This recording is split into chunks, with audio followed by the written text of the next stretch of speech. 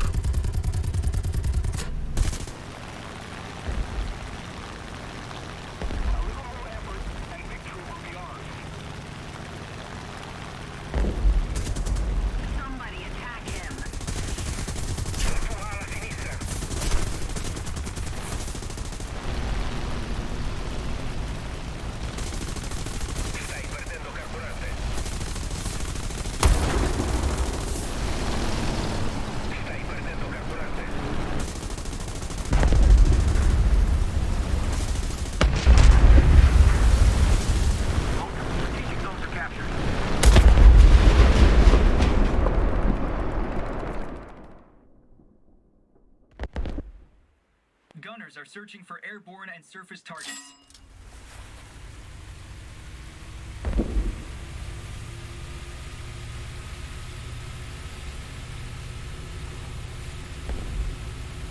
Aircraft.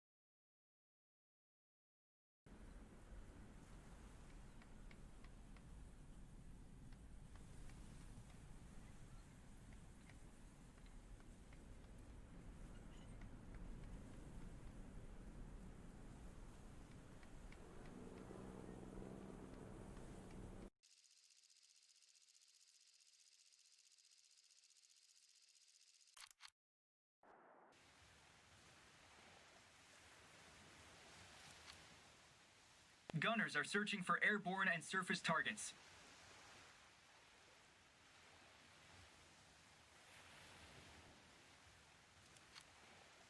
Gunners are searching for airborne and surface targets.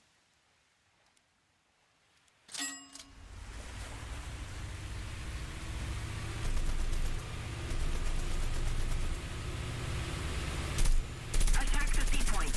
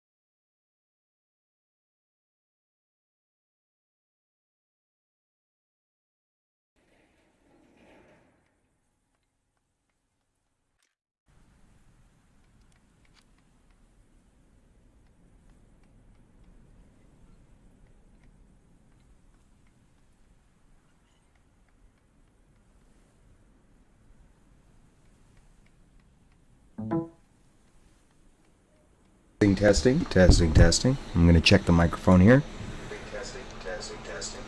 Yeah, well, it's loud as always. How's it going? Nice to see you. It's been a while, guys. I've been trying a few different things lately, and been getting back into. There's so many different games coming out, so many different editions. As anyone who's got a Pulse and a Steam account knows, EA just released all of their games on.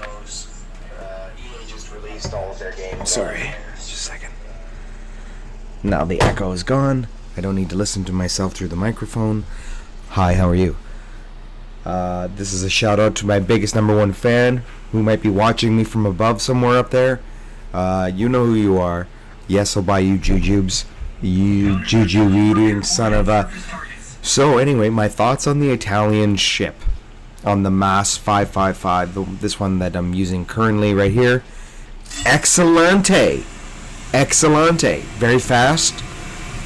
Basically, it's a powder keg ready to explode. That little Japanese T-14 vessel, so much better in a lot of different ways, but it doesn't have the same kind of firepower. Sure, it's got torpedoes and stuff like that, and it's not nearly as fast, I believe. But the hull on this one, it seems like a few good hits and this thing explodes on one hit from anything. So that being said, it's kind of a lot of fun because it's fast. It's not exactly as fast as the Russian submarine vessel, but I mean, like, you can get up to easily like 120. I've had this thing ripping pretty fast, and considering that it's still a decent sized cutter, right? You see the gun on that, the big pom-pom. I mean, yeah, it doesn't have the same fire rate as most of these other ships, but trust me, at what range you win. Like, this gun is awesome as long as you can stay alive. That's the kind of the magic part about this vessel, is staying alive. Anyway, enough of my rants.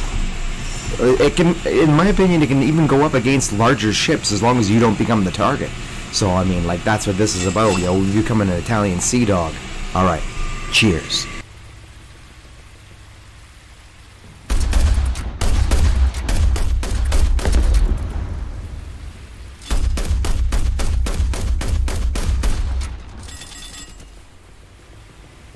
I love that gun. I think that gun's great. I've been blown up more than a few times whole by my ammunition exploding, so I'm trying to balance out what's effectively like a good healthy balance with this guy. I'd like to take a few different ammunition loadouts, but I mean, the Granata, they're all the same basically. I mean, I don't even really notice any kind of difference. The Granata seems to deal with the planes a lot better though. Yeah, so I'm not exactly penetrating his hull, and that could be because of the soft-tipped munitions that I'm using. These ones are explosive. Well, they all explode. These ones they're like high-impact explosive or something. I'll show you what I mean.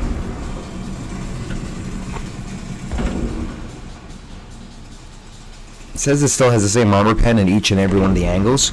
Considering that it's basically the same shell, I mean, that's a given. However, the types of shells, high explosive fragmentation incendiary tracer shell, self-destroying, and armor-piercing incendiary tracer shells, indicated by the color on the bullets as to how many and per bullet. So for every 3 HEFITs, I get APIT. The Preferat gets 3 for 1.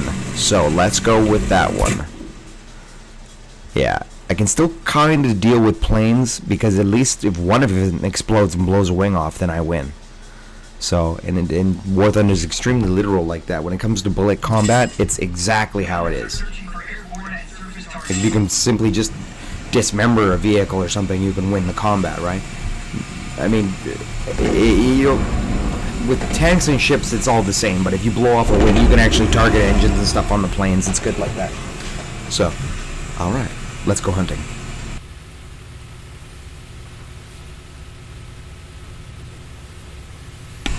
Actually, what I just said, something I've been working on with my aim. I've been trying to shoot at crews on ships to try and immobilize the weaponry.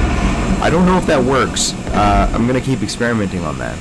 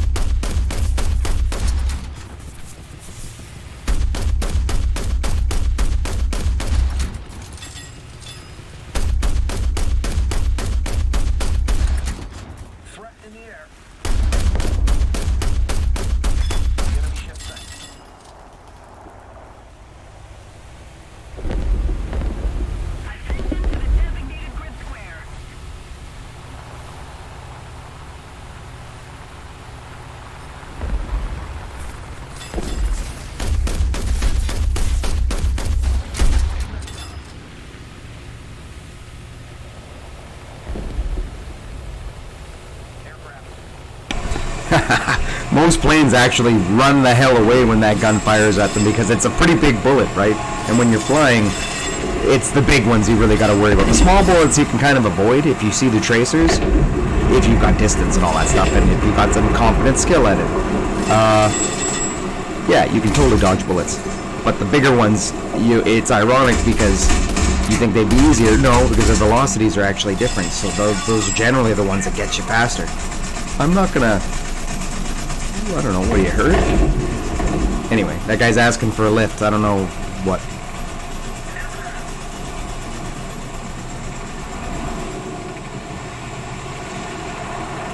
Oh, here we go.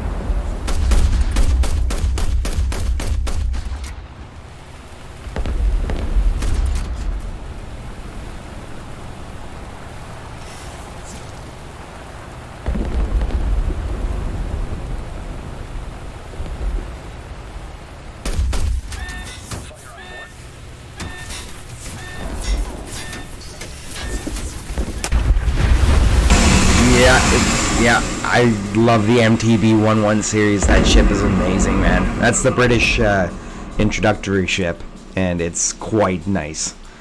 Damn.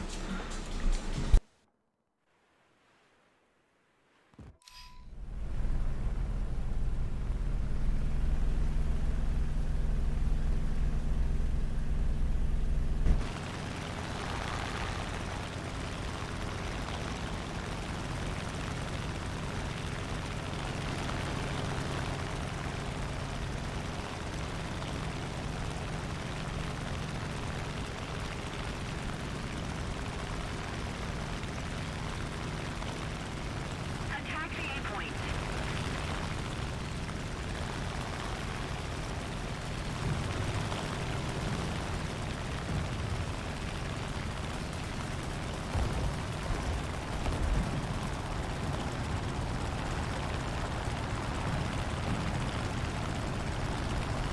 Keep the pressure on. Retreat is close.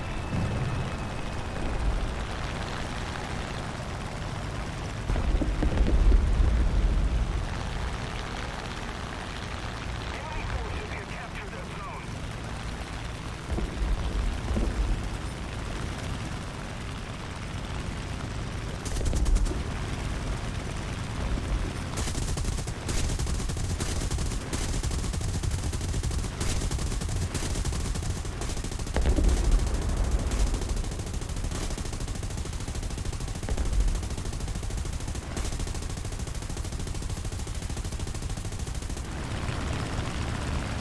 The Allied forces have captured a zone.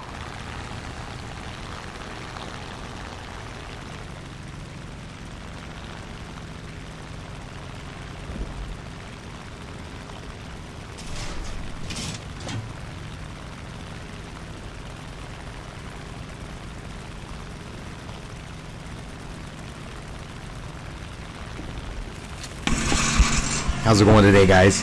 I'm noticing a few people coming into the chat. Oh, damn. Getting spammed out. Yo, what's up, dude? I'm not exactly moderating. I don't really care. I'm just playing some games. Having a Saturday, Catterday, Fabriday. What was it? What was that last part? Anyway, this is War Thunder. We're playing Italian Sea Dogs today.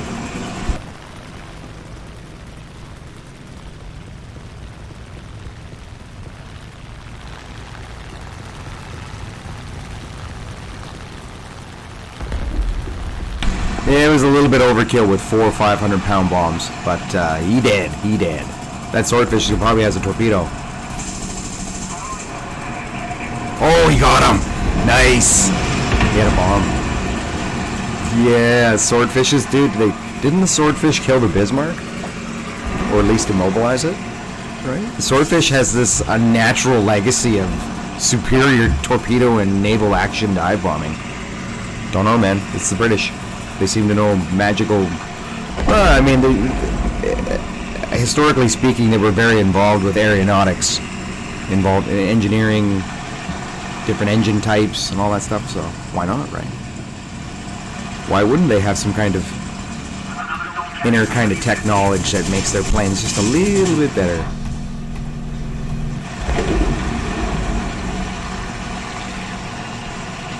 Maps look beautiful. This is Navy arcade mode. You can play arcade mode right now in practically everything. There's always events going on. It's a cross-platform game. It's been doing cross-platform for years. This is War Thunder, and that means that anyone on a PlayStation or an Xbox or whatever, basically even I think some phones at this point or tablets can even play War Thunder. It's probably so streamlined, and we can definitely play together. As long as you roll into the same kind of arcade battle and the same scale. Battle ranking 1.3. Although with War Thunder, you can never really guarantee your battle ranking. I've been matched up against planes that are like double my battle rank and still kick their butts. So I ain't complaining. Oh, that's a good idea.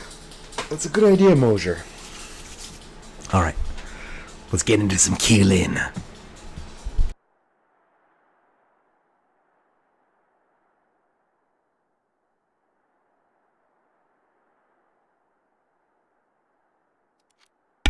Let's do this. Gunners are searching for airborne and surface targets.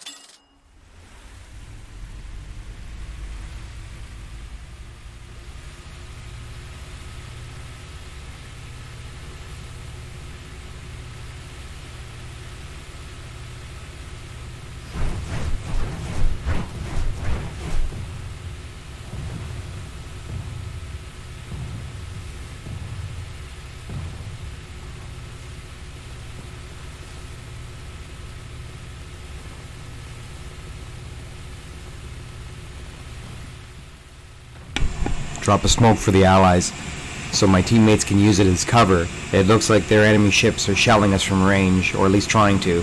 So I'm assuming there's some big uns on their team. And this gives our guys some chance to get into a vantage point. Oh boy. See, ammunition load exploded. And that only took one... I died from that way too much, so I'm carrying too much ammunition. That or the hull just does nothing. And I mean, I don't know. I died. I felt like I only really just started into the combat of it. Some ships seem to just have, like, for example, the Higgins, the American introductory craft, can take such a severe amount of punishment in comparison that you would call it either hacking or basically a glitch. I don't exactly look at it like that. Like, I play War Thunder enough to know that it really just requires enough tinkering and tailoring to make anything good. But yes, some vehicles are just not right for the right match. Like an 80-foot Nasty is better than a Higgins, and if I'm having problems against Higgins, is it going to be better against the Nasty? No. So, as an introductory craft for the Italians, it's so really underhulled, is what I think it is. Like, it's just the gun, I suppose, is compensation, but first of all, it's a pom-pom gun. You're not firing at the same fast rate.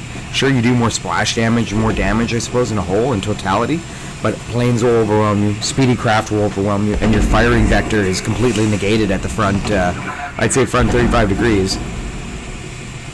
right? Like yeah, you got a few disadvantages on this one.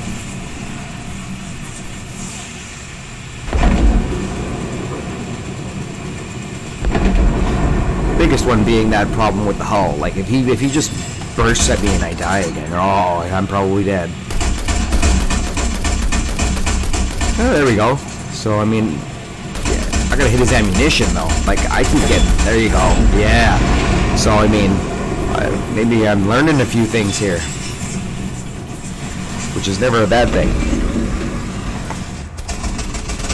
As you hit them and you see that little square, it's kind of obviously it's cheap, right? Yeah, see, now that individual in the chat thinks it's hackers. I don't agree with that statement because I've played this game. Sure, there are hackers. Hackers do exist. They're everywhere. What can you do? Oh my, call your congressman. Anyway, hackers schmackers is the way I look at it.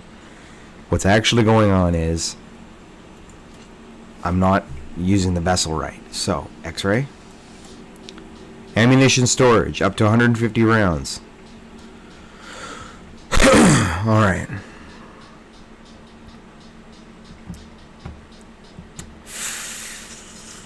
Okay. Clearly I'm just taking too many rounds. I'm going to chop it all in half. Should probably only take probably about 25 clips. I don't even think I use more than 10 clips a game before I'm dead anyway. So, you got to be logical about this. In most tank battle games now, I rarely take over 25 rounds. Sometimes I'll take a little, you know what I mean, if you got something a little bit extra. But there's simply no reason in a War Thunder battle to carry more than 100 rounds. Really, because you'll just end up dying from it all before you even use it. An enemy shell could easily cause catastrophic explosions. I suppose this is pretty real. Like, this is the realer aspect of combat that old War Thunder didn't really explore. And now, with all the updates and stuff, like, they've made it much more of a sim, even in arcade mode, because that's just how it is. Tank combat's a terrible endeavor when you've got all these men trapped in a small confined space with explosives everywhere. It's not a good combo. No siree. You know, hence the armor and stuff, right? So. Yeah, I mean, like, I'd say this vessel's good, but in comparison to some of the other vessels, like the Americans and the Japanese ones, they're, like, the Maas is so underpowered, it's ridiculous. Like, just give it a bit more hull strength, and that's all it needs to be a decent match. Oh, I didn't do that thing with the ammunition. It's okay, I'm out.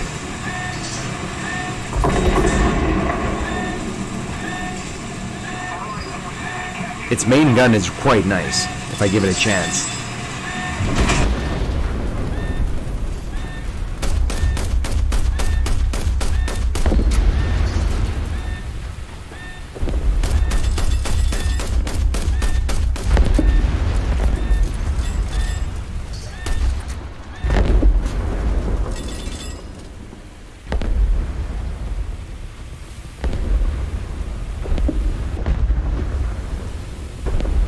I wonder if it's a particular kind of ammunition type that I'm using. Perhaps it's the Granata, I don't know.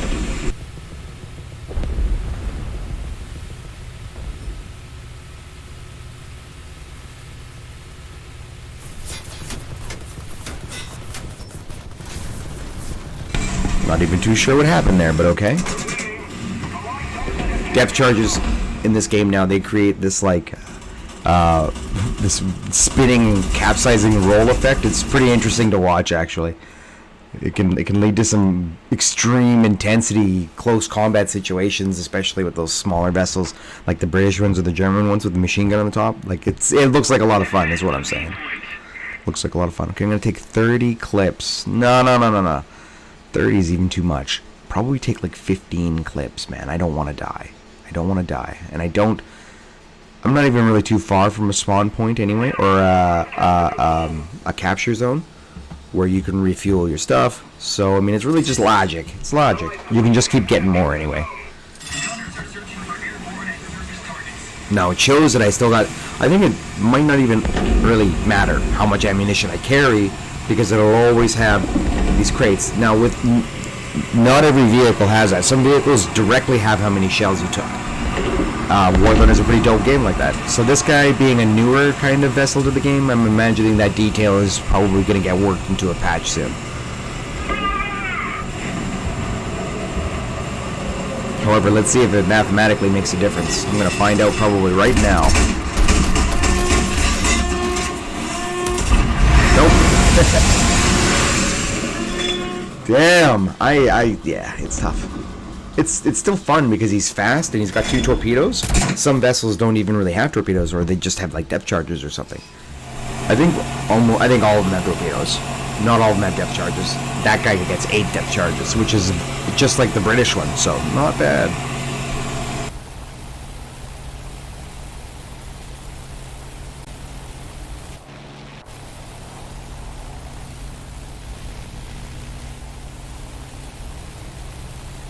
Just keep it up, and victory will be ours.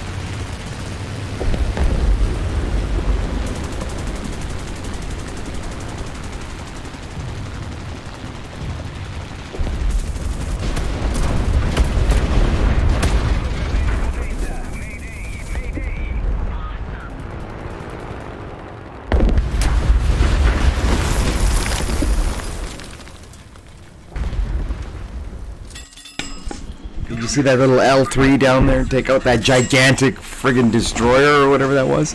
That was awesome. Yeah, I think he torpedoed it right on the side.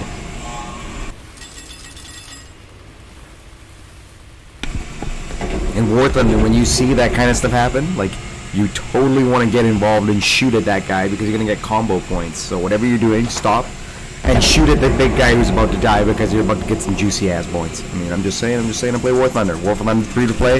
It's a cross-platform game to play. We should all be playing it right now is where I'm getting at. But hey, you know, teach their own. It tries to be as historical as probably I've seen yet, and it stays true to its vision. So I give them much credit for that. I'd say that they tried a lot of different marketing things and all that. You know, teach their own, right? The game has always stayed probably as true to its vision as I remember it back in 2014. Tank combat, aerial combat, like it only really gets better from where it started.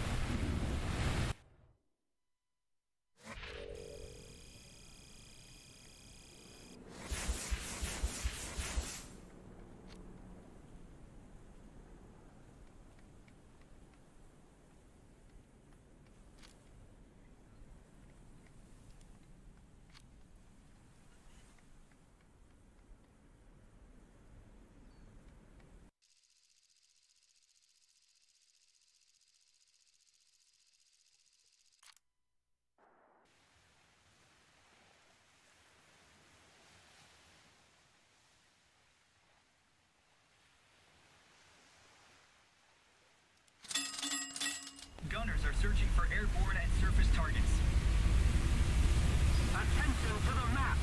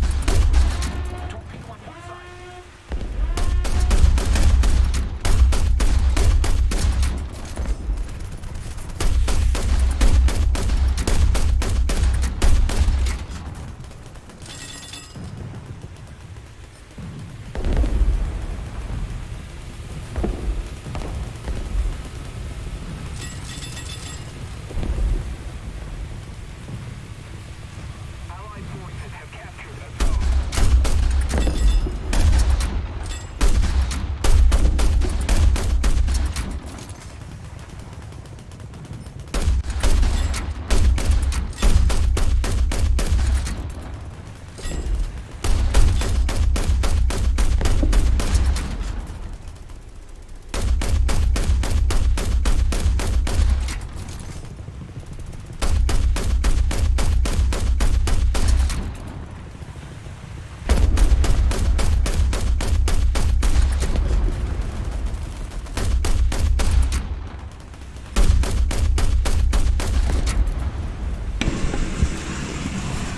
Not bad.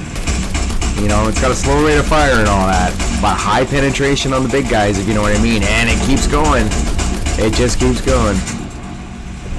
This, by the way, I checked out the other variant of the first battle ranking, the Moss, I think 635 or something. It's the one you have to buy with the gold talents. That guy gets anti-aircraft upgrades, which are pretty nice.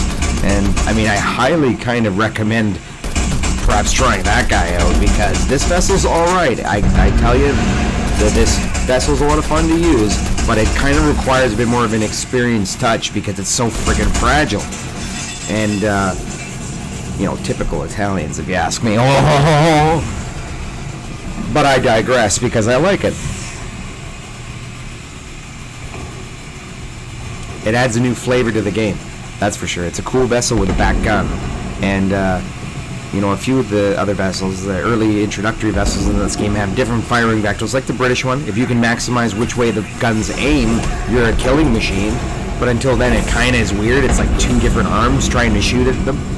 You'll know what I mean if you play the game. But, yeah. Free to play, cross-platform and all that. Just a great game. Like, I can jump into this game every day, probably for the rest of my life, and still have entertainment waiting for me. It's much more about the team skill and the quality of the experience at this point. And War Thunder is just like, yeah, they never disappoint me. Maybe you're not into that, which is okay, which is cool. He running like he's running to a base. Oh boy, they're getting close.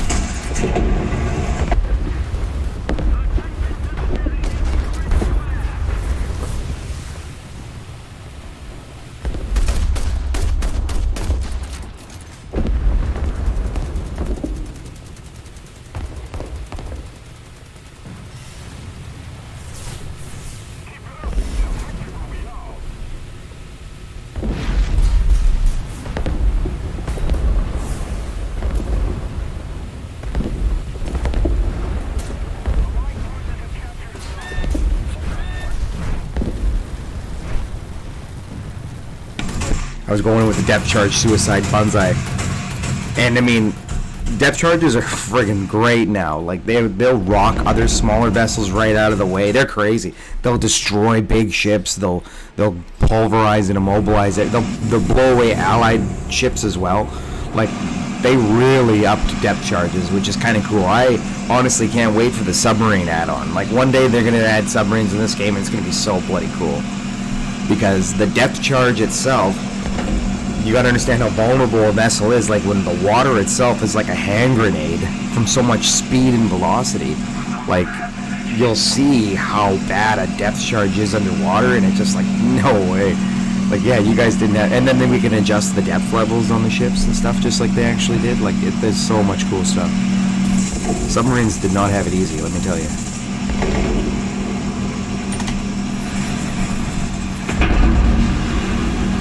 Those other guys are gonna get me.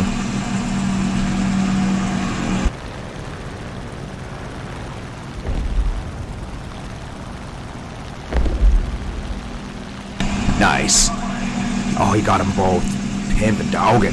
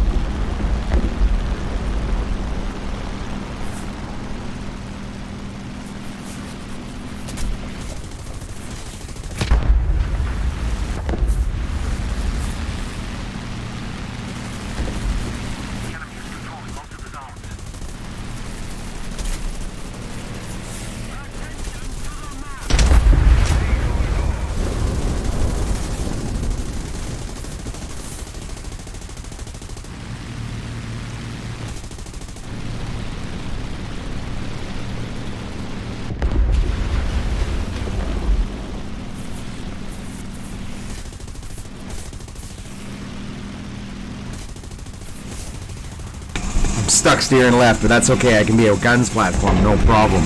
Easily, even.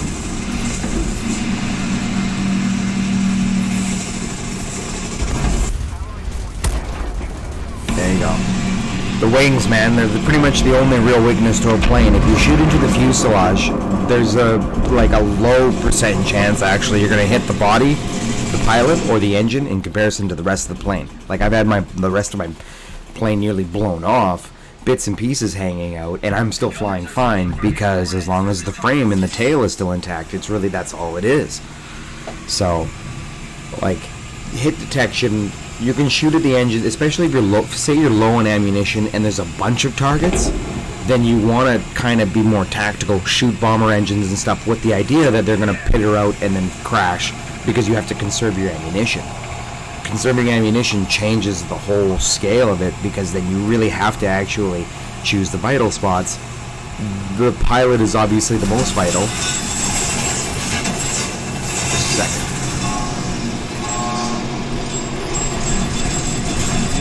And the wings. Well, the wings are the easier to hit than the pilot is kind of my point, but, you know, killing the pilot will still help. Might. Considering that, like, if there's extra crew in the plane, I don't know, right? Like, lots of planes have co-pilots and stuff.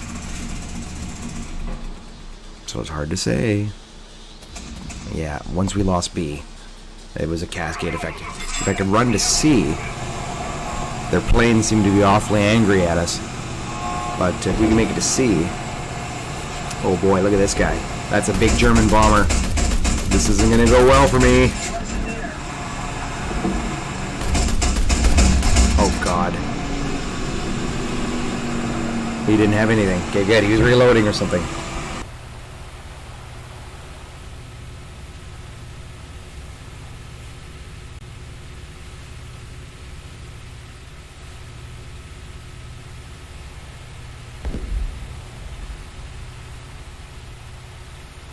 Most of the zones are taken by the enemy. Sweat in the air.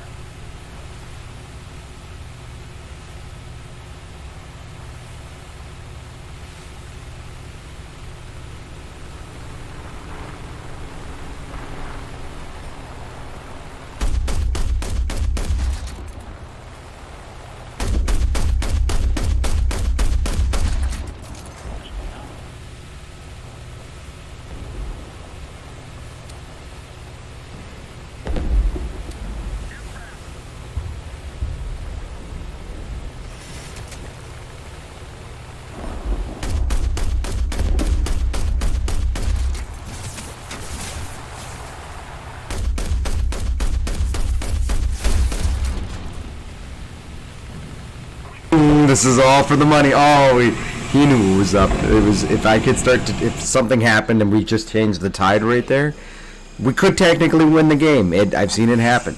Like, if their team basically thinks that they've won and they're all locked into planes and stuff and they're all using long range vessels and things, you can trick them into feeling confident in victory while time works against them. It's a tactic that's tried and true in War Thunder, especially tank battles, by the way, because tanks are harder to move around and you have to worry about people's lines of sights and stuff. Like, if there's a tank on the hill sniping everybody and he's been there the whole game, it makes running into B and A way harder.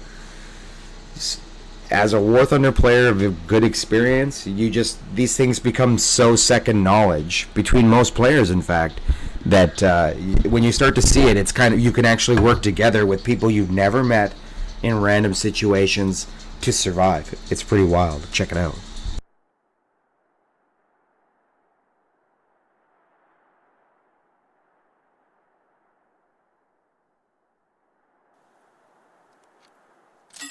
Gunners are searching for airborne and surface targets.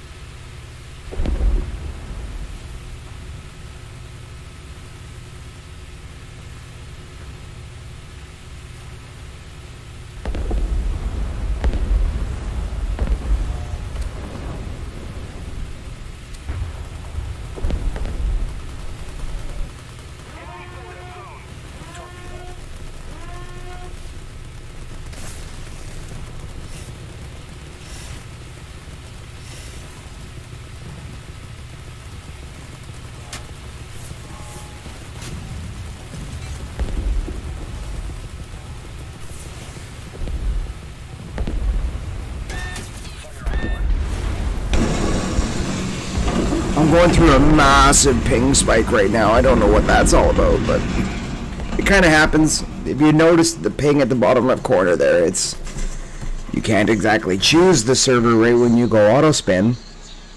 In this game, you can choose custom servers. I just like to do auto play because I get the best, or I suppose the widest variety of gamers. However, I went to 999 there, screwing up everything. But even at 165, that's actually manageable at War Thunder. I played on servers in Brazil, Russia, China, Japan, India. I've played War Thunder servers all over the world, and War Thunder's crazy like that. Like, apparently it's all like, I don't know. I'm not too sure how they do their servers, but for some reason they've had kind of this global network of gamers working with them for a while. Like, they've got, and Gaijin by extension has a pretty seemingly successful strategy with War Thunder to keep it prolific and fun for me. I mean, I enjoy it. It seems certainly more than a game, though. Yes, Mosier, yes. The answer is yes. Most of the zones are under enemy control.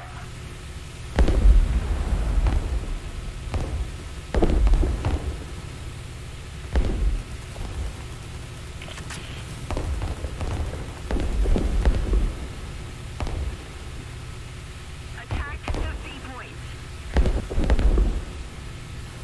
The enemy has captured most of the strategic zones.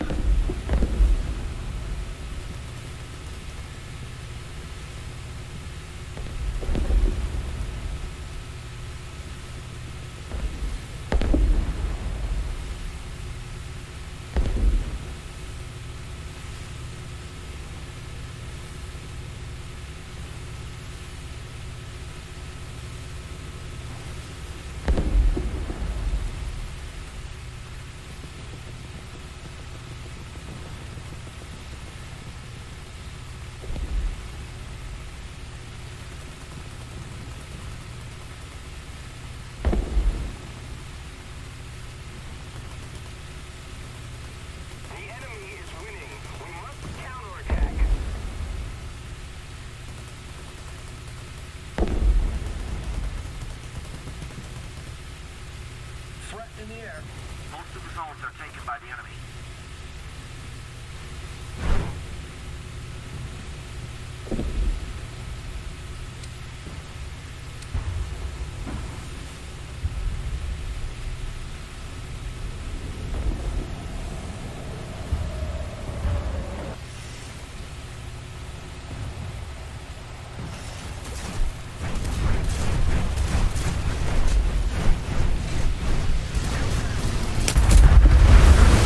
Oh, it was the bomber. Yeah, it became way too high of a priority too quickly. I mean, one shell from that MC vessel, and I would have been toast too. So it was pretty sketchy in there. But I mean, you got to put the pressure on and take them away from the bases so that we can get those bases. I mean, even though I understand, even though the score looks hopeless as hell, you should never give up in War Thunder because the score actually means so little. If you're actually a good player and you work together with other good players, you can absolutely turn the tide because it's really just more about killing more of them than it is about anything else. I think that the way they do bases in this game, it's obvious why they did it, right? It's a focus. You can win by playing a scored match. You know what I mean? It's a way to counter a really good team. Makes it tactical, makes it interesting, makes it strategic.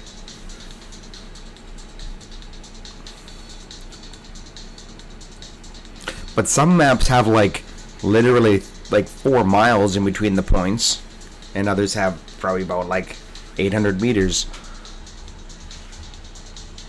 I mean, it just is what it is. Yeah. I suppose that 800 meters for a tank is a really big deal, right? So, well.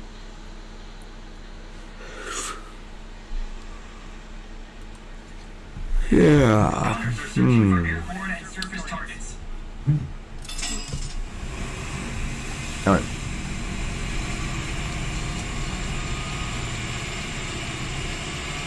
Well, they're giving me a little bit of a glitch there. That's okay. The detail in this game is just so extreme. I mean, I've got it pretty much on like...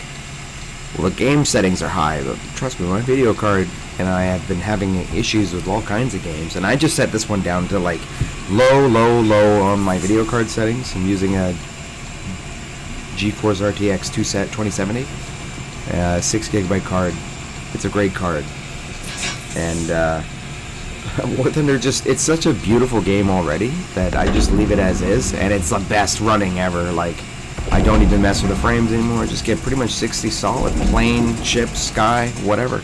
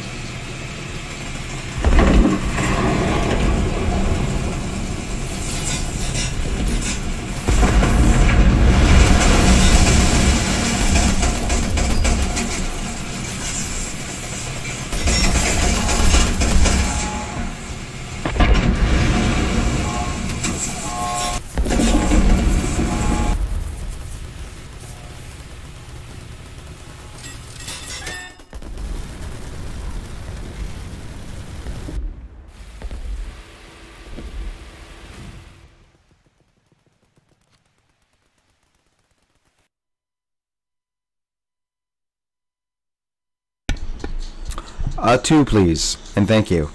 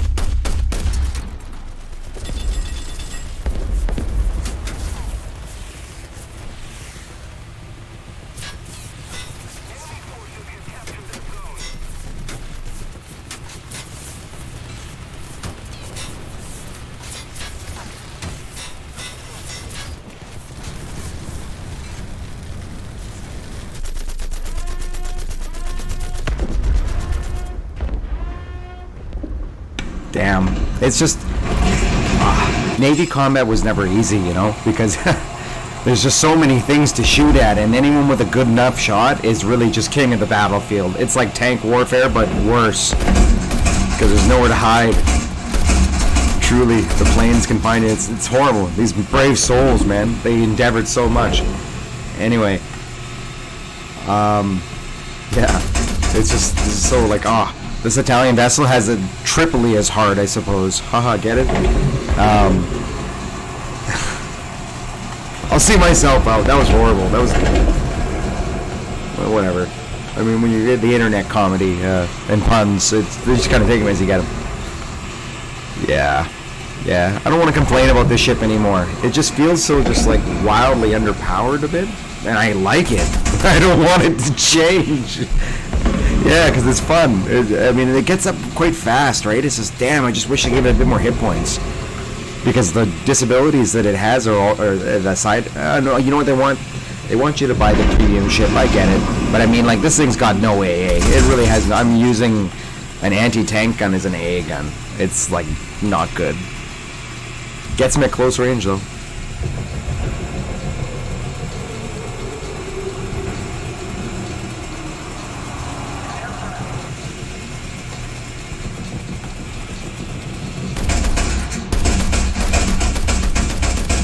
What? I'm pretty sure those were hit.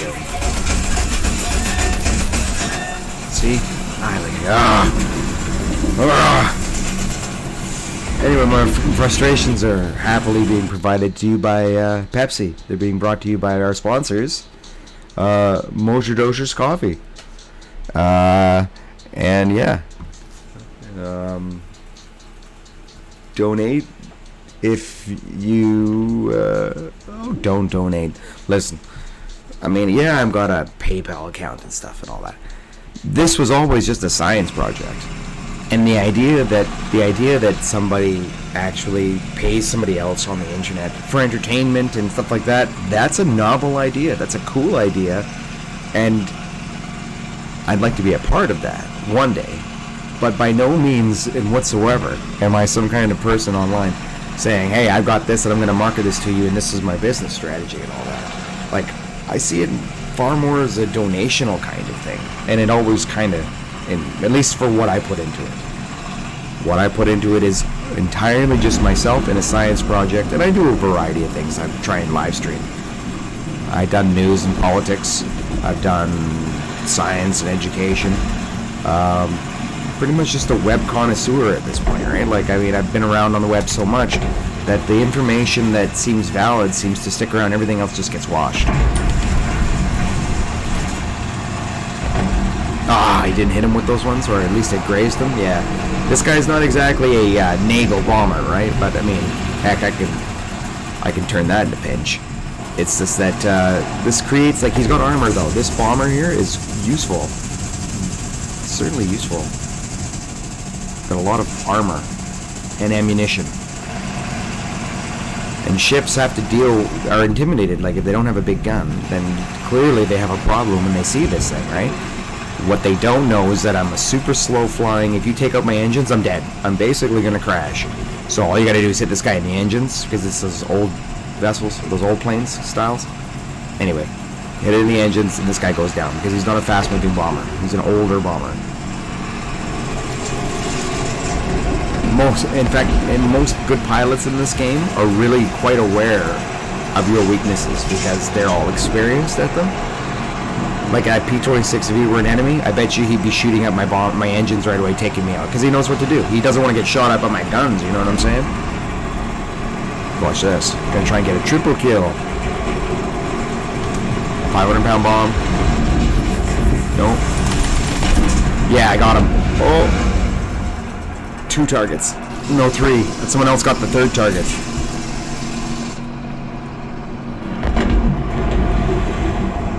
Bail out, my gunner is still moving. Bail out, dude. Things aren't going well. Yeah, I'm just in a complaining mood today. Like, I'm checking out the stats of this guy here. X-ray, armor, hollows 40 millimeters, superstructure 15. Check out the American. American one is choose crew. Let's get you suited.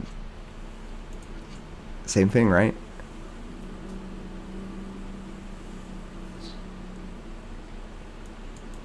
Now compare where the ammunition charges are.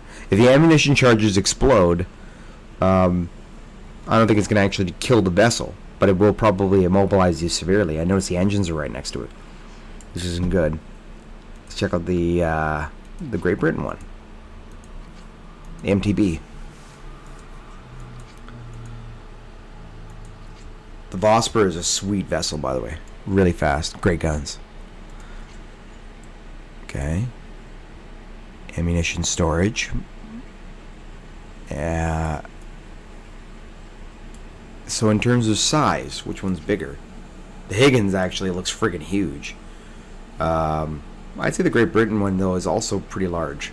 Certainly it has a long nose. Bigger than the Italian one.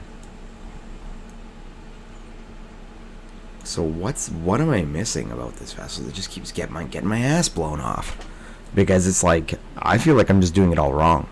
Or that it's perhaps not ready for, like, I realize it's just the nation's introductory vessel right now, and I haven't paid for any of the premium, naturally even. So, yeah, I'm not going to buy it either. Not at this rate. And I want to give it good marks. I do. I want to give it good marks right now. Because there's a lot about it that is good. And it just feels like it's so encumbered by something in particular that I might be doing. Maybe it's the kind of ammunition that I'm using.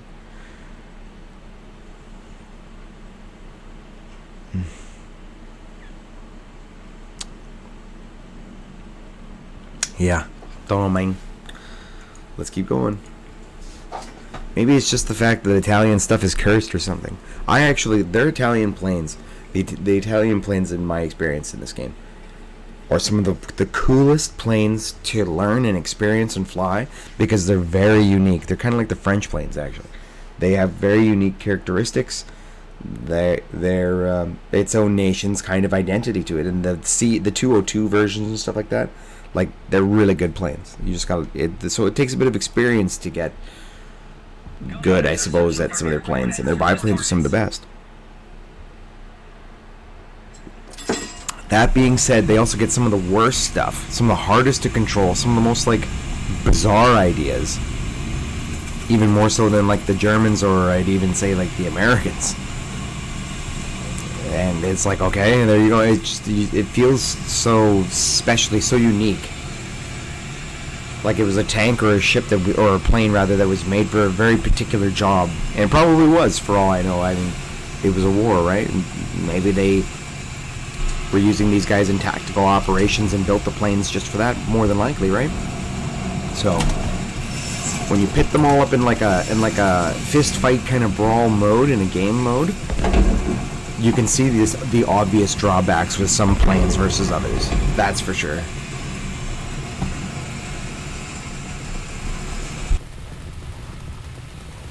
Now, well, bear in mind that bombers, right, or you'd think bombers obviously being bigger, slower, and all that. Not necessarily. If it's got armor, speed, guns, firepower, if it hits all those vectors, then, I mean, what it does, it still does very well. And any plane, in my opinion, what makes a good plane is its survivability. How it flies, how it survives, how effectively efficient it is at doing what it does, which is surviving.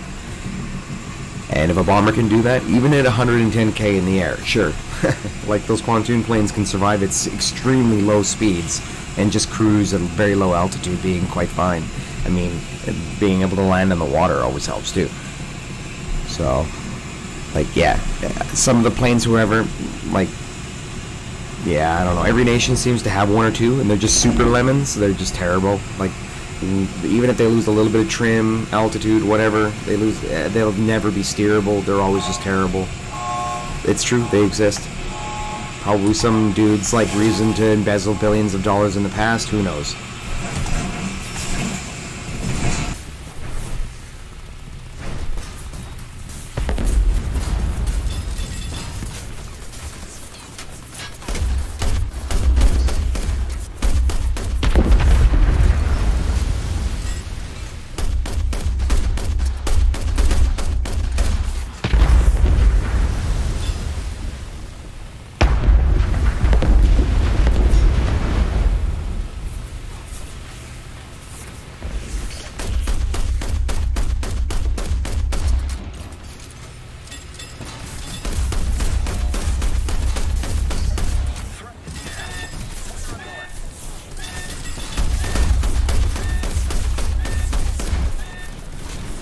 I missed some crucial shots on him too. That was a good fight.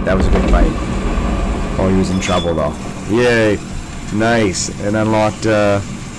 Okay, so let's try this guy. Let's not go for the CR-42. He's a bit too much of a biplane, if you ask me. This guy's a little bit slower and probably a little bit more durable. Take a look.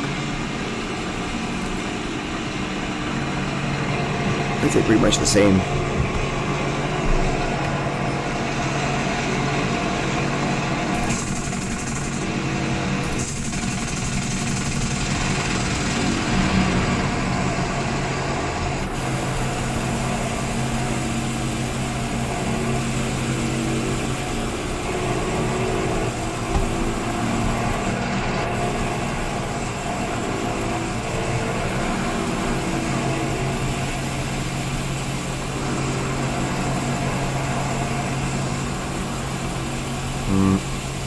I noticed that a lot of pilots in this game, they, you know, the whole confidence in numbers things, it can get out of control is what I'm saying. There's like 10 planes on one target. It's like, guys, we gotta split up, man, because when we get dive bombed on, then that one plane, he hits a good line, and it's just like, pop, pop, pop, pop, pop, they shoot us all. Especially if it's a P-400 or something crazy like that. Like those guys have gun, or the Corsair, it has guns made for that, and they actually rake across the sky in lines. It's pretty cool to see when you really get into it. I love planes, by the way, in case you hadn't noticed. But those planes are very special.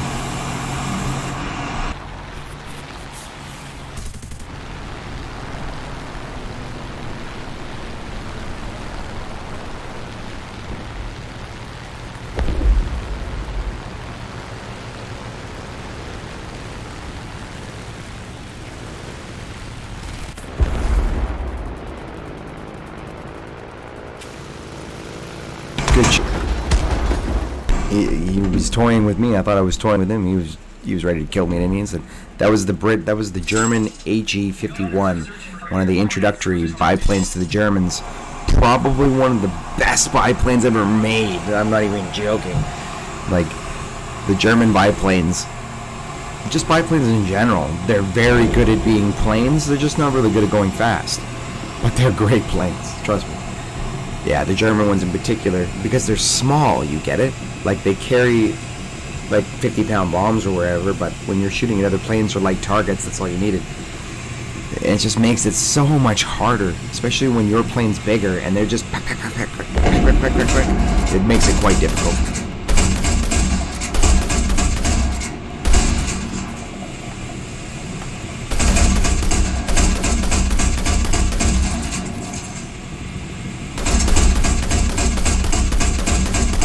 I'm just spraying these bullets everywhere. Oh no! Okay. So, I mean, I'm using the vessel all wrong. I'm pretty much just like, I should not engage these targets at a distance anyway. It's not like my accuracy is going to improve.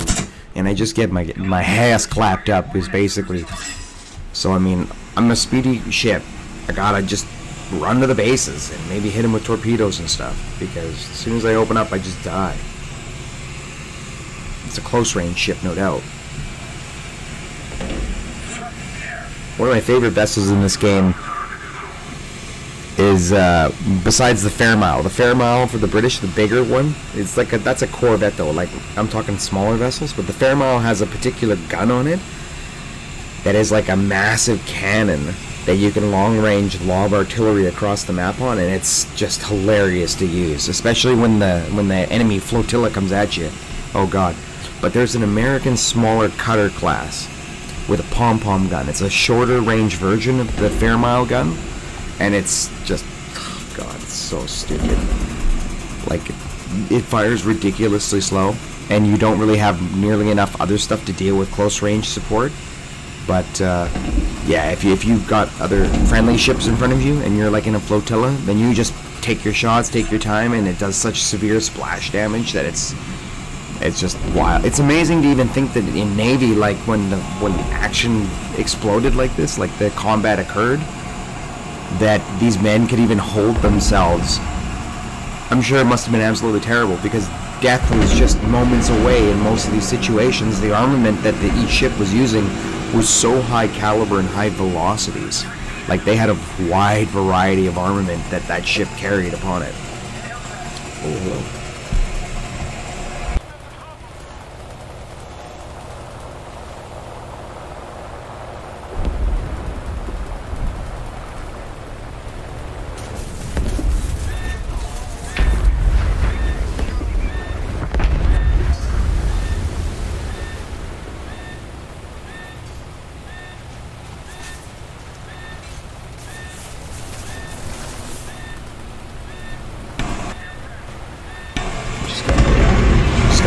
Some coffee. That was very nice.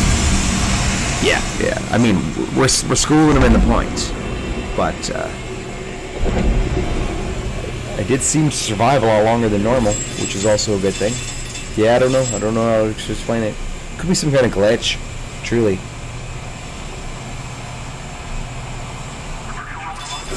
Oh yeah, we just spanked them. We took the objectives. Yay, GG's guys, GG's.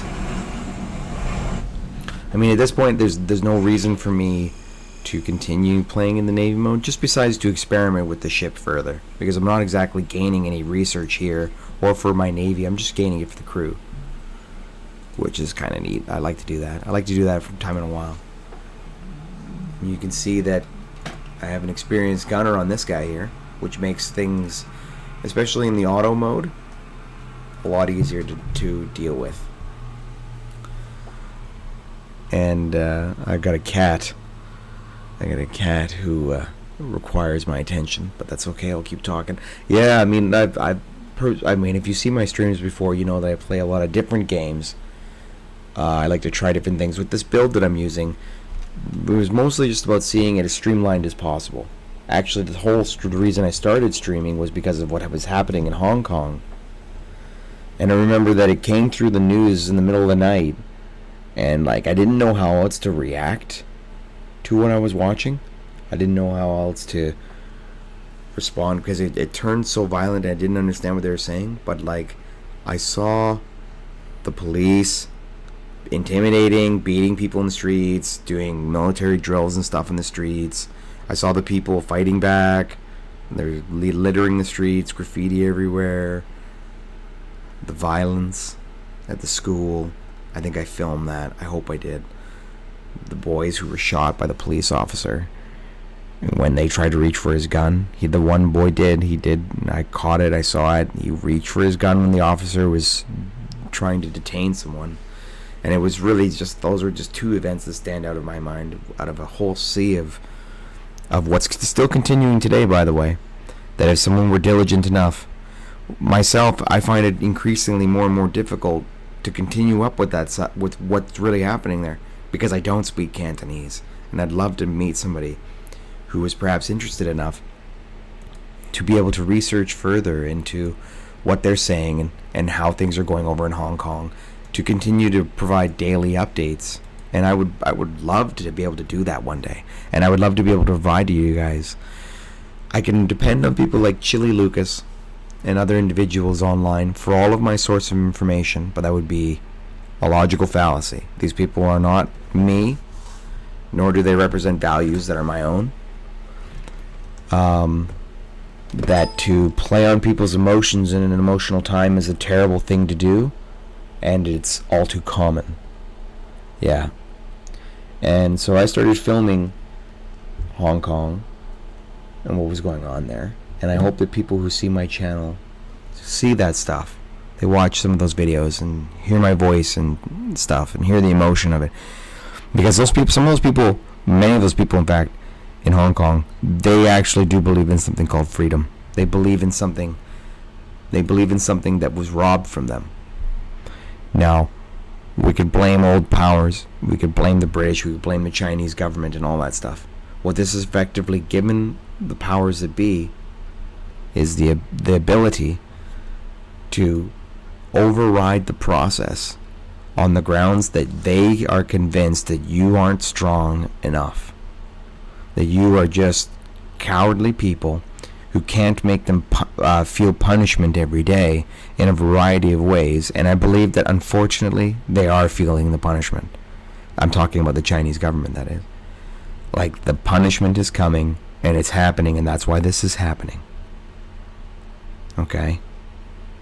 What's this? Well, I'm talking about Hong Kong, but there's also more, if in case people hadn't noticed. Always more. And it's just easy to blame nations when the police are in fact the ones responsible. And the police are not exactly a nation, because they're just agents to an engine. You see? Like the story, the whole, oh, this cat is just ruining everything.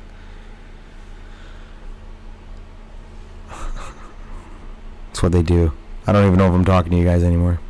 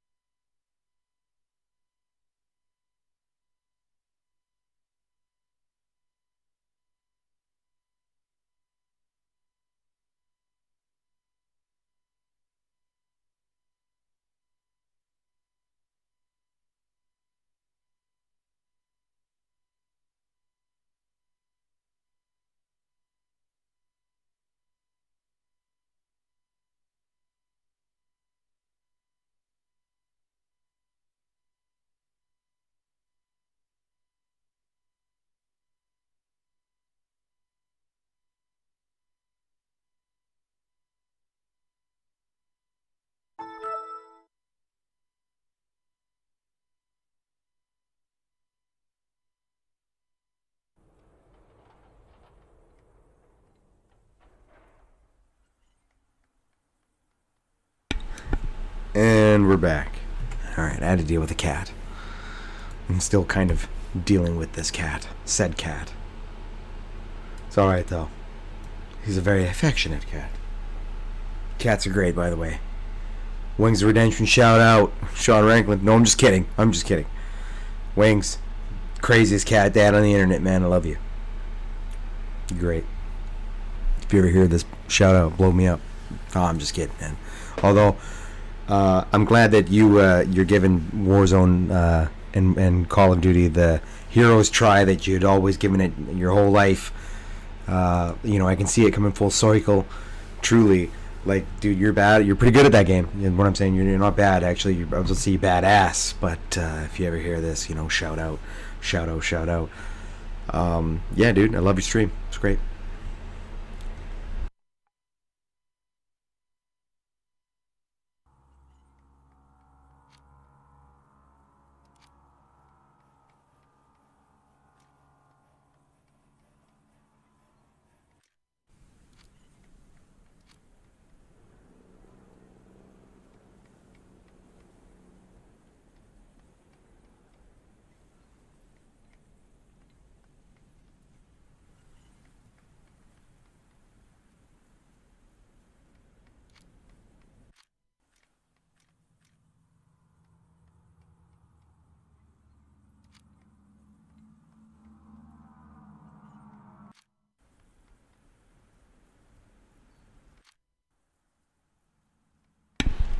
So,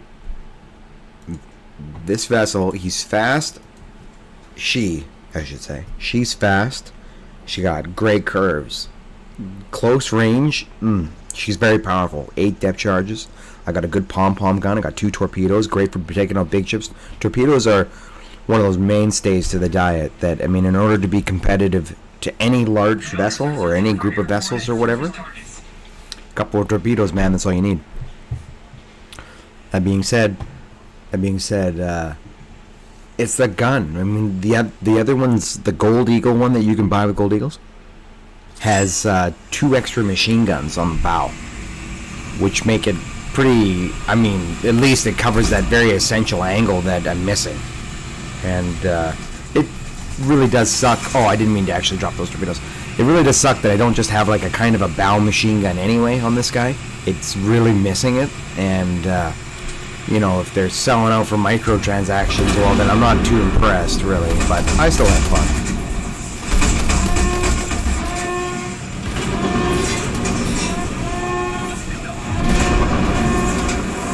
Oh boy, that guy's racing in fast. Oh boy. I'm basically just something for him to shoot at while my allies take a line up on him.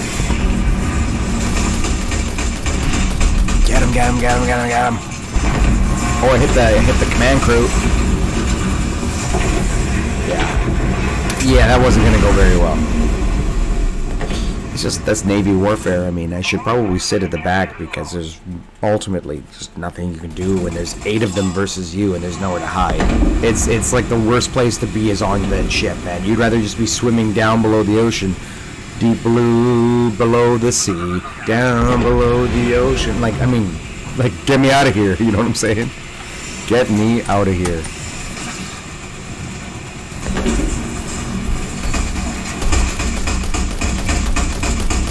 Oh man, this is horrible.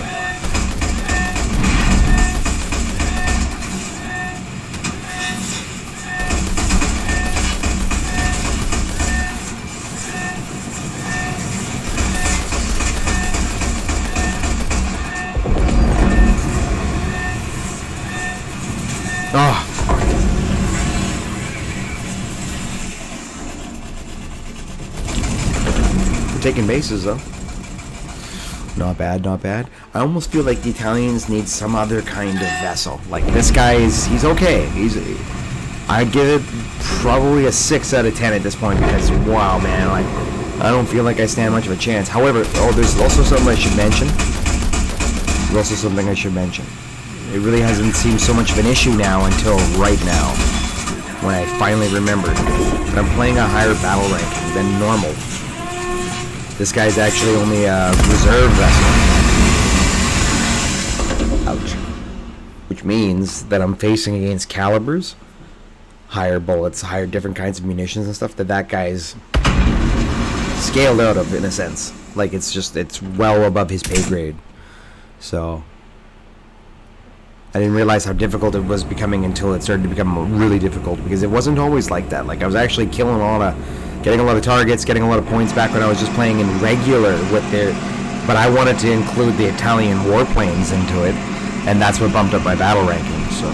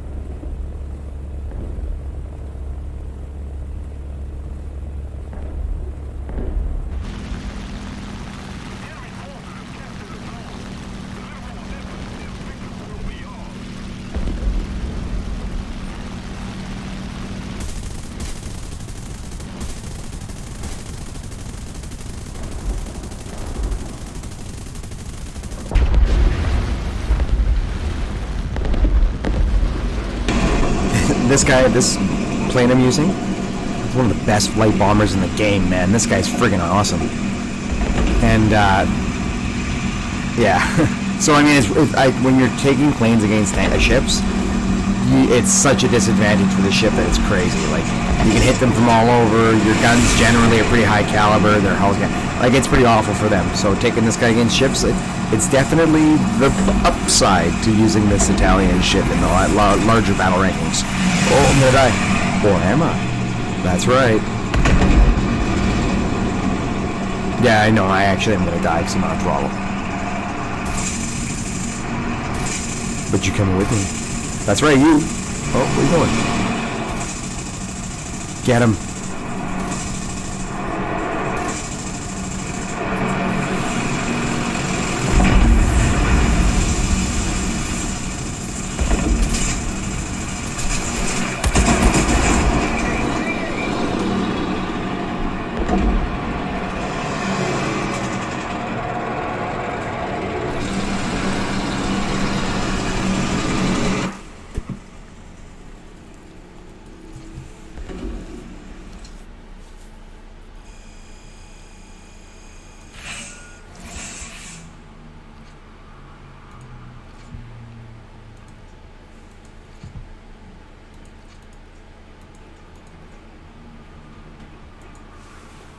Oh, reload speed. Always check all of these qualifications, by the way. Yeah, weapon speed, reload speed, or weapon maintenance, reload speed. That's how many times you jam and how quick, obviously, it is, right? So I believe that also helps your bomb reload and stuff. Like, there's lots of different ways to tweak your cruise. And as far as I know, it's just like every type of vessel or vehicle in this game, like, your crew doesn't exactly have transferable skills over, so it's like a fresh crew every type. But you still only have like 5 crews per whatever, right? So unless you pay equals and you get a bunch more and you can get like billions more, go get trillions more even, I don't care. Gunners are searching for airborne. I find that 5 is pretty much just like the best number I need anyway. I hope this is still coming through on DLive. Let me take a look here and see how DLive do.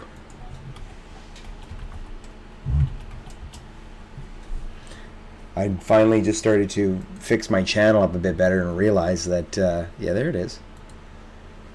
That, yeah, I wasn't exactly streaming to DLive this whole time. I was pretty much just YouTube, Twitch, and Periscope. Periscope's great, though.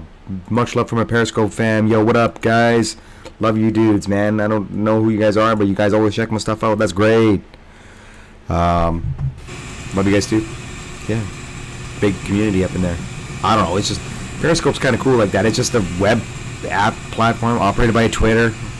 Sketchy, sketchy, sketchy. But yeah, It's just doing its thing online.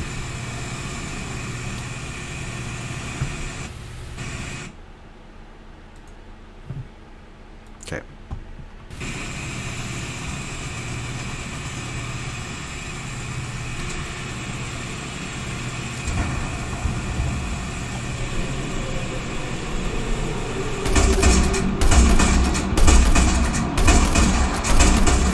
Now, when you can shoot at them without getting... Oh, there you go. I'm dead.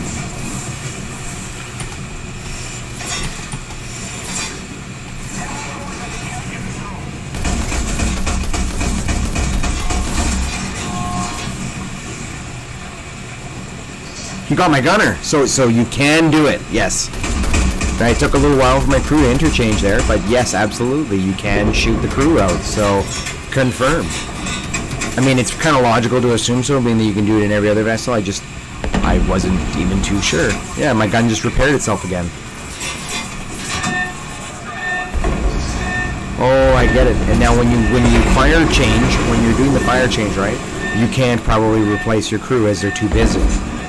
So it's all about timing of it. Timing when to be able to clean your fire when you've got time to do so. See, now it all makes a bit more sense. It's actually logical, right? Like, you'd have to deal with the combat situation before you can, like, literally kill the guy who's trying to kill you before you want to pull out that fire, because one of them might not kill you. I don't know. I don't even know if that makes sense. I don't even know most sailors would agree with that logic. It's just, man, this is War Thunder. It's crazy out here.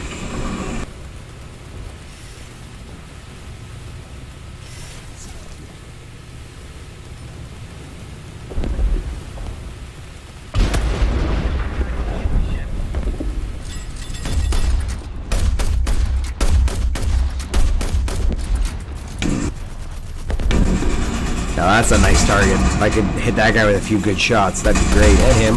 Yep. I believe that's the Russian one.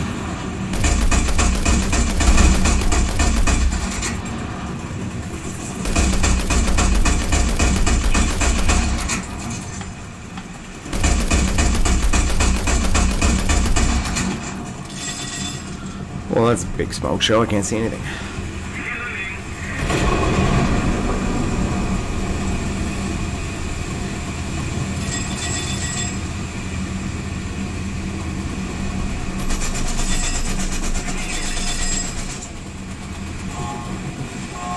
Ooh.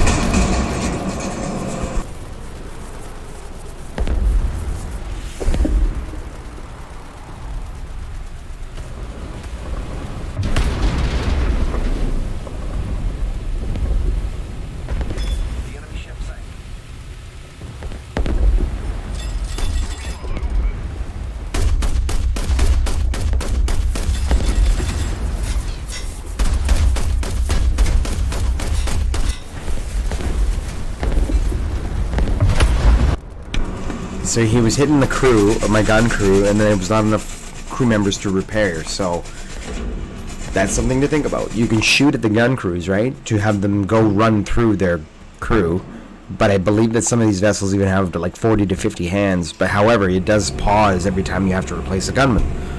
So I just noticed that. You can basically keep hitting them in the guns, and it slows down the repair process. Interesting, interesting.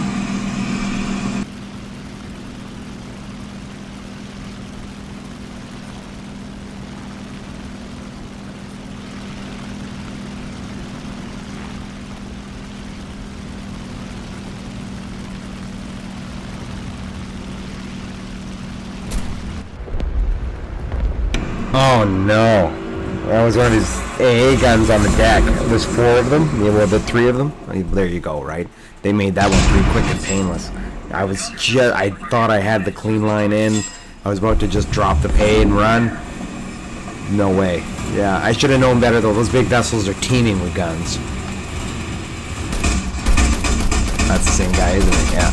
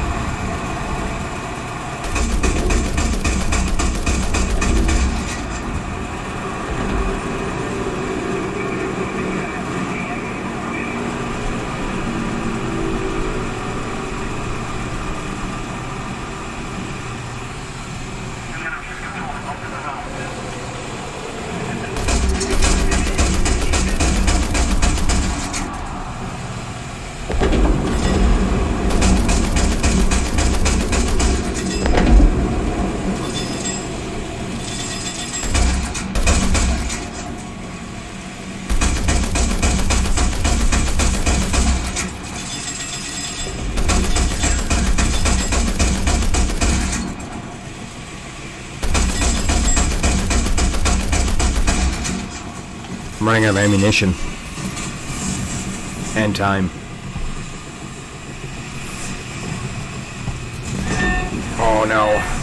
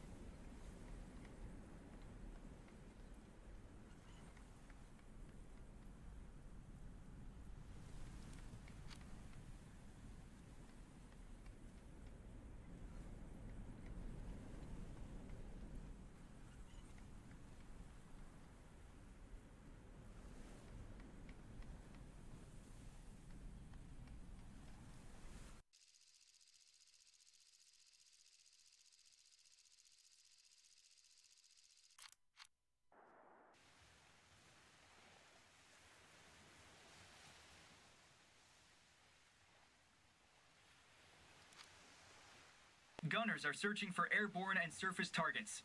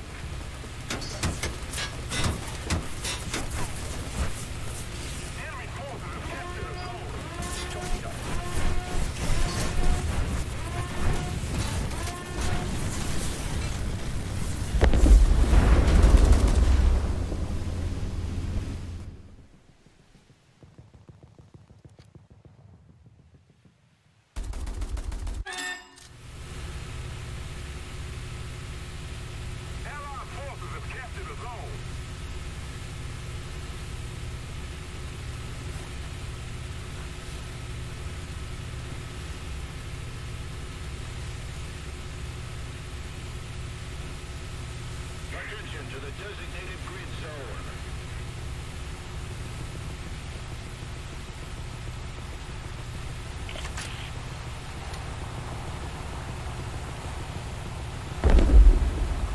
We are losing.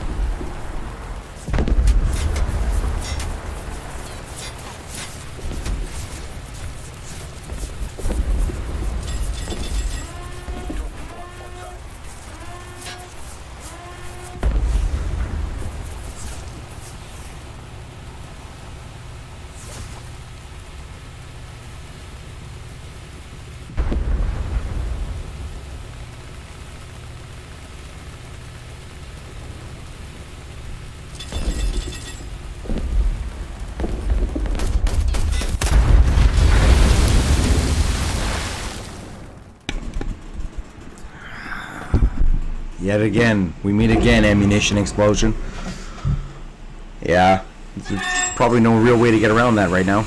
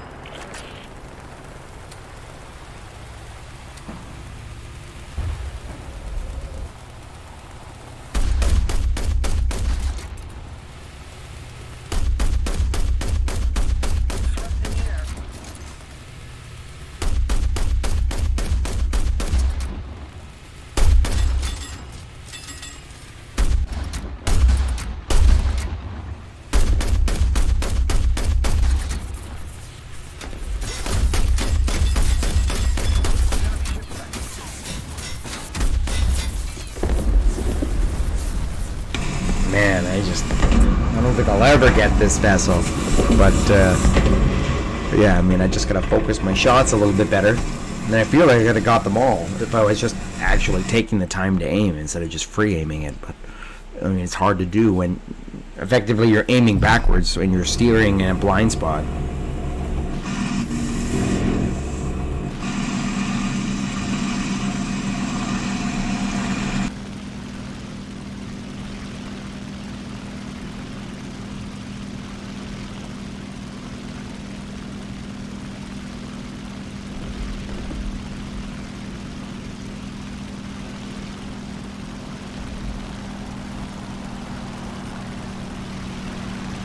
Allied forces have captured a zone.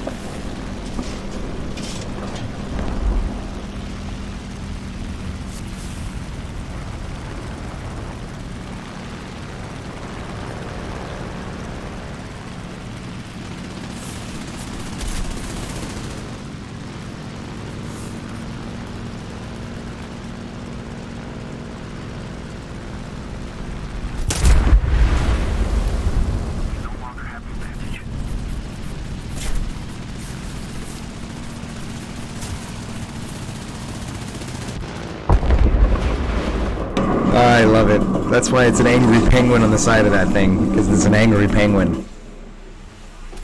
Ooh, I'll take this. CR-42. Uh-oh. Hope you don't get motion sickness.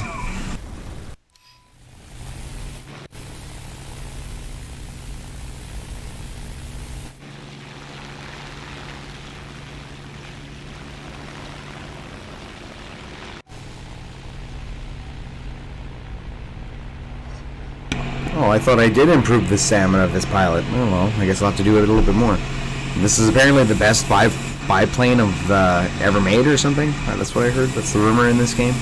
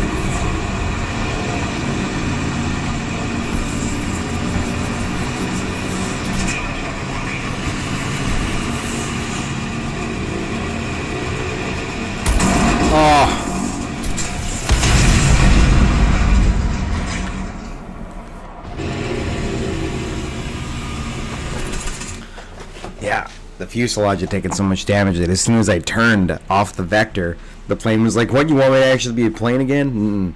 The wings probably would have kept it on that other plane though, almost like a magnet. But as soon as you turn against it, the fuselage is like, "I don't work. I'm all exploded." So, just take a look at them Crews. Them Terry Crews. This guy could use a bit more work. Alright, let's spin the wheel.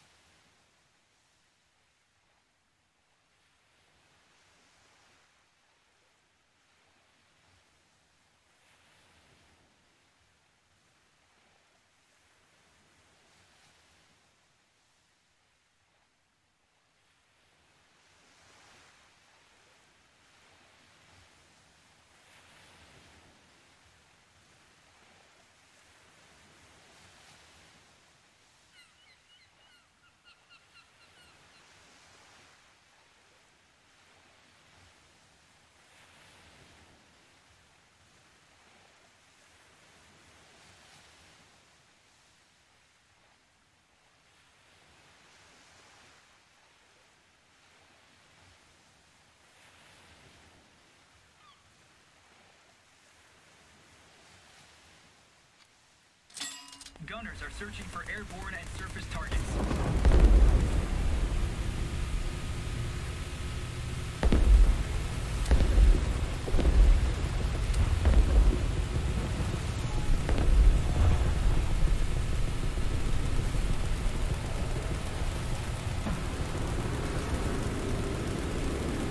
Enemy forces have captured the zone.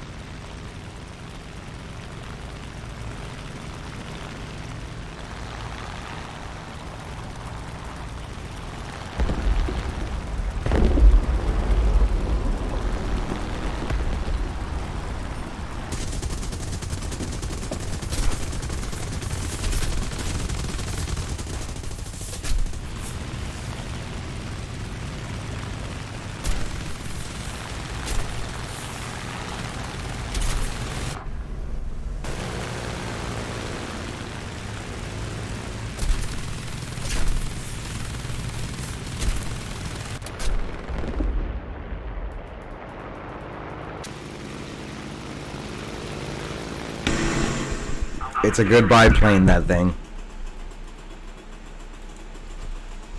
Gunners are searching for airborne and surface targets.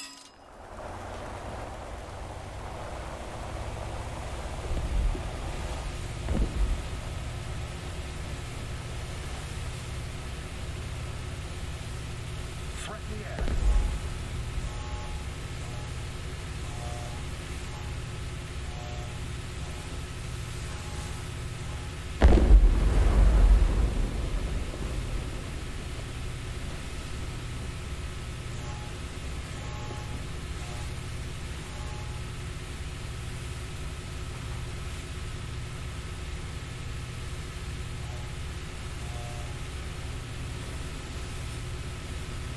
Threat in the air.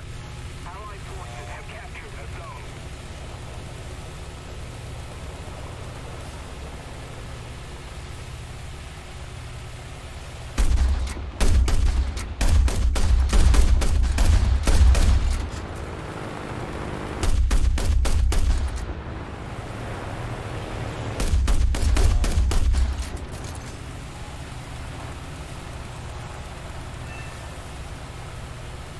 Threat in the air.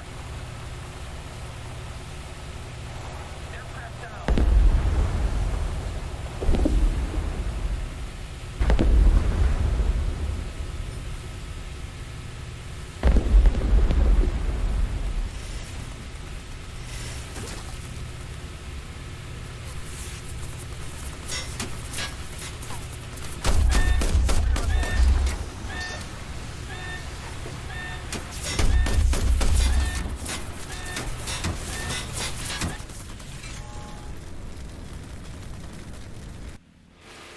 Just keep it up, and victory will be ours.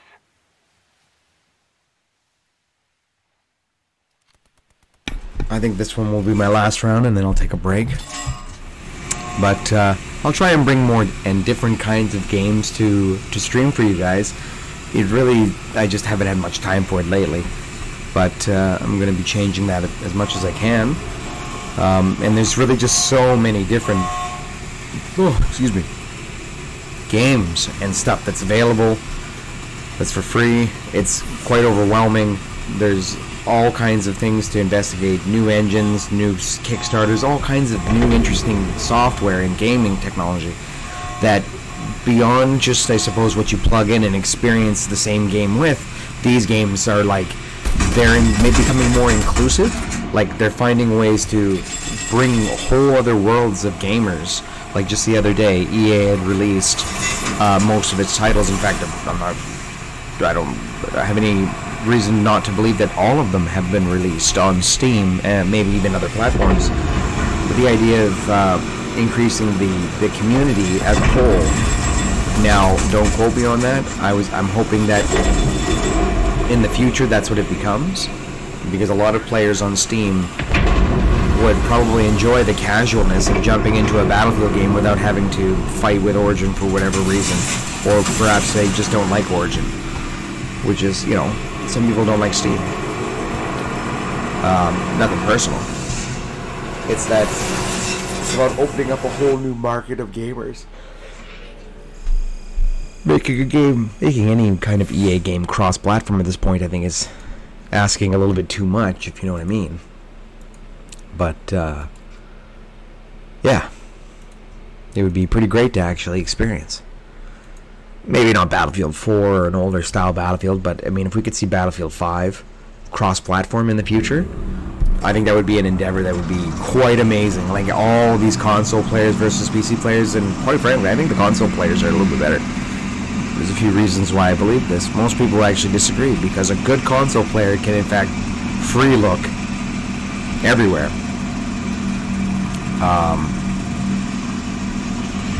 Which is true, right? Which is true. I mean, no, there's no reason why a player on a controller can't do that. It just takes a bit more effort.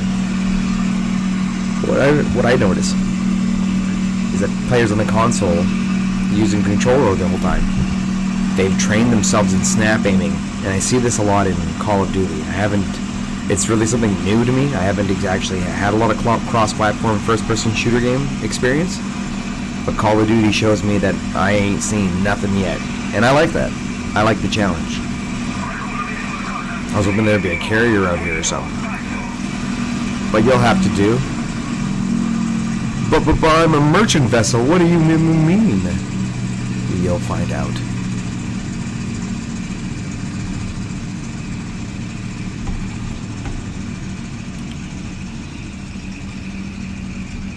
It's gonna get explodey.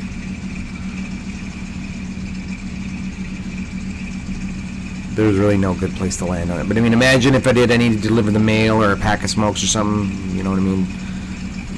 Like, how am I gonna do it, right? Oh well, that's